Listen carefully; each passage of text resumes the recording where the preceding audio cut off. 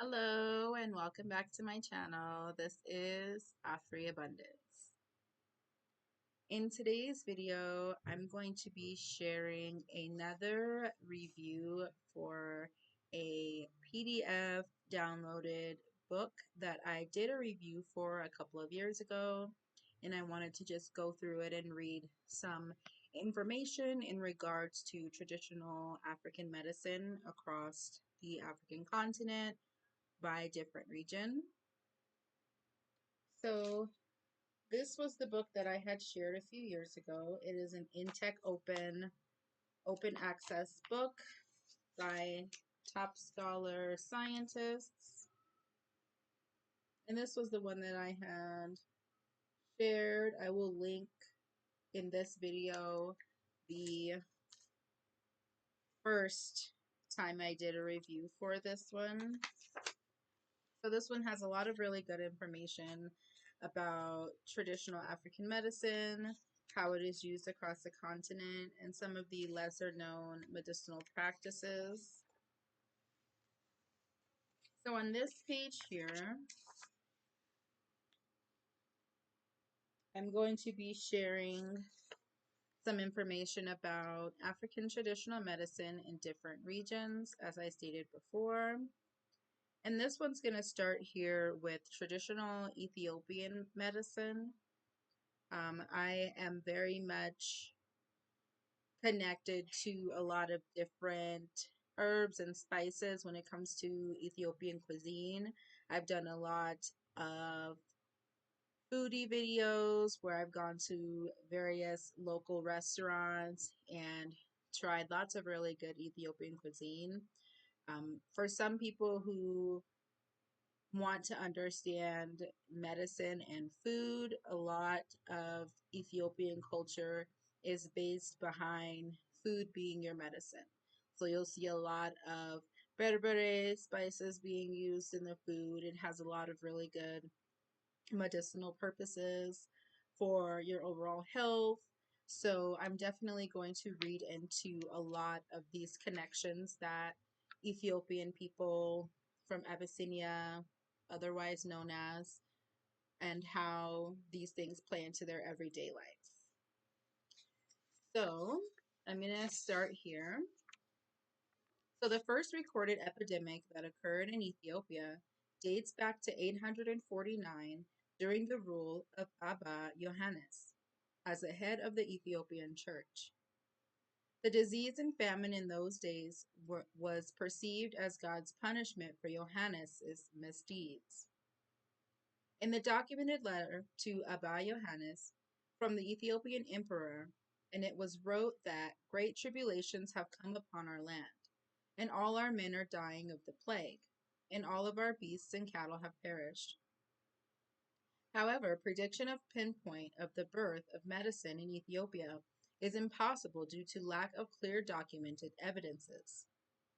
However, the Ethiopian traditional medicine, otherwise known as ETM, is poorly documented. In Ethiopia, the traditional healers usually follow herbalism, spiritual healing, bone setting, and minor surgical procedures in treating disease. The ETM is highly complex and diverse because the principles of healing will vary from one ethnic group to the others. The Ethiopian traditional medicine believes that disease is mystical and natural imbalance concept and follows holistic approach in the treatment. Despite Western medicine becoming more widespread in Ethiopia, still today Ethiopians trust and highly depend on traditional healing principles because of the easy and cheap access in urban parts.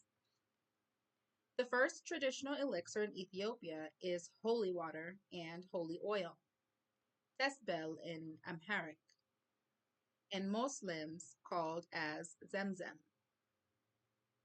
Ethiopians believe that holy water heals every ailment when it is drunk or had bathed in. Even the Orthodox Christians in Ethiopia believe in the healing actions of holy anointed oil for treating minor ailments. This gave the concept of herbalism and spirituality in Ethiopian traditional medicine. The traditional medicine in Ethiopia is a combined concept of spiritualism and herbalism. The ETM is a perceptive and own generational understanding of healing. But scientific explanation and validation is yet to be explored. Traditional practitioners are wide with different concepts, and they include bone setters, birth attendants, tooth extractions called Wogesha and Yelimt Awalash, respectively in Amharic. Herbalists as well as Deptera, Tenke, or witch doctors, and spiritual healers such as Wakabi and Kalicha. Like other African medicine, Ethiopian medicine also believes that some diseases, like mental illness, is due to evil curses, and healing concepts like exorcism also present in TEM. Traditional healing in Ethiopian traditional medicine is not only concerned with curing of diseases, but also consists of protection and promotion of human physical, spiritual, social, mental, and material well-being. The concept of Ethiopian medicine is kept hidden and considered as a hidden treasure, which will be passed orally from father to his favorite child. The various traditional practices includes herbal medications, medications for psychosocial conditions like exorcisms for Zar, Agnet, Buddha, Ayen, Tila, etc., fumigation, inhalation, and holy water or blessed water. The traditional practices including bone setting, surgery, cauterization, counter irritation, bleeding, cupping, steam bath, vapor bath, otherwise known as wushpa, and moxibustion. The Ethiopian traditional medicine includes Orthodox Christian literate healer, Debetera, Orthodox Christian astrologer, Metzehaf Gelach, mystic spiritual healer, Balezar, divine healer, Psyche Tenke, bone setter, Wogesha, Kitab Kitabi, a malt maker, Islamic literature healer, Kabir, Islamic medical teacher, Sheki, and Cushitic healer, Kalu, Kalicha, Argesha. The practices in ETM consist of preventative, curative, and surgical care. The traditional Ethiopian medicine includes several elements for disease prevention. The best example of preventative care in ETM is the prevention of diseases like smallpox. It was prevented by the traditional healers in following the social distance protocol, and people were vaccinated through inoculating by taking pus from sick persons during the special rituals. In case of preventative practices, the following protocols like sweeping or covering floors with particular plants is another traditionally practiced disease preventative measure. The other methods of prevention include kitabs, which are also used for the purpose of protecting an individual against evil eye, as well as snake and scorpion bites. As healers believe that contagious disease is an evil act or causing by evil eye. The traditional healers also suggest amulets, arm rings, hairstyles, and eye makeup. Antimony or kul are also supposed to protect from the evil eye. There are some secret herbs that are useful as charms against an enemy. So this is going to go through and explain a lot of the different practices that are used in regards to spiritual attacks, so to speak.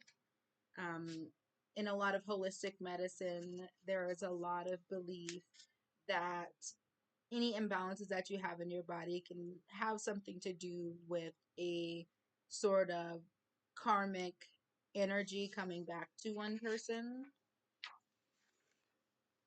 So there's a lot of really good information in here. It gives you different names of herbs. Ethiopian herbs specifically. And as I stated before, I'm someone who has been very much interested in Ethiopian medicine for the last few years, Ethiopian cuisine, a lot of the different hair practices using kibe, all of these things that promote good health and wellness. I definitely am someone who loves the Ethiopian country for all of these beautiful things that they have within their societies and cultures. And then it'll also talk about traditional medicine in Ghana. I think there is a lot of really beautiful things that come from Ghana. I do use a lot of prekeze, which is something that is used a lot in spiritual practices within Ghana. So I've definitely had my hand in a lot of herbal preparations and different elixirs that use Ghanaian spices and herbs. So they definitely have a really good system of healing as well. They also approach their healing in terms of, you know, using spiritual healers. So I definitely am someone who loves Ghana as well. Ghana and Ethiopia were two of the first countries that I really dived into natural health and wellness in. So I think that it's really nice to see a lot of those things being showcased here. It'll also tell you about traditional medicine in South Africa. And I haven't really learned a lot about the southern region of Africa as of yet. I'm still making my way around the west and, the northern regions and the east. I haven't moved down yet to places like Namibia, Zimbabwe, Botswana, and, kind of the practices or even cuisines that come from those areas. They're very much not available in my locality to try cuisines. However, I'm definitely still making my way across the continent. The only herb that I have used that comes from South Africa is rooibos. I drink a lot of rooibos tea, and rooibos tea is definitely a really good herb. So they probably will have a lot of different information in regards to that. So I'm just going to read what the sentence says here, just kind of a short read about South Africa and their traditional practice. So it states here, traditional medicine is a part of everyone's life in South Africa. Wide varieties of concepts and beliefs existed in South African traditional healing systems. The herbalism plays an important role in the traditional healing. The combined herb use in the traditional medicine is also known as a muti, and the market where these herbs were sold is known as muti market. Herbs, animals, mineral drugs will be available in this market. 11 herbs are very important in muti markets and plays a crucial role in isikati herbalism. So it will give you a list of different South African herbs and plants. Then it'll give you its plant name and what it's used for. So there's just a list that goes down here. And I'm just going to pick out one just for example purposes. So there's one here. The plant name for this one is Ledeburia socialis, or baker, also known as jessup, commonly known as South African Scilla or Skila in the local market. The folks use this herb in treatment for pregnancy, diarrhea, influenza, backaches, skin irritations, and wounds. I think it's really nice how they break it down by the different tribes that are there. And then they also kind of have some names of plants in different languages. So, for example, there's some here in Zulu. There's a lot of really good information to learn. And then it'll go into the other parts of Africa. So you'll see a lot about Eritrean medicine. That is definitely something that is not widely taught in the United States here. However, Ethiopian medicine and Eritrean medicine have a lot of similarities. It'll also tell you about how medicine is used in Uganda.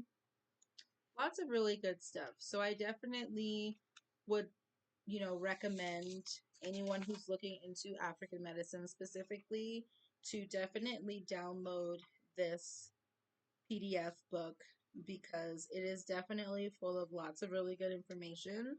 I'm hoping that they will have more African medicine books available on the INTECH Open website. I have left the link for their website on my other video where I did the review for this one, so I will leave it in the description for this video as well. There's also a chart here that will also give you scientific names, the family names for the plants, local names, and then they'll give you the African location. So you'll see, for example, you'll see a plant in Ghana, the scientific name for it. So there's one here called Ankoba spinosa forsk, and then the family name is Selassie. The local name is Astrotoa, and it'll tell you what parts are used majority of the time in preparation. So this one, they'll use the leaves and the roots, and this one is used to treat coughs and wounds.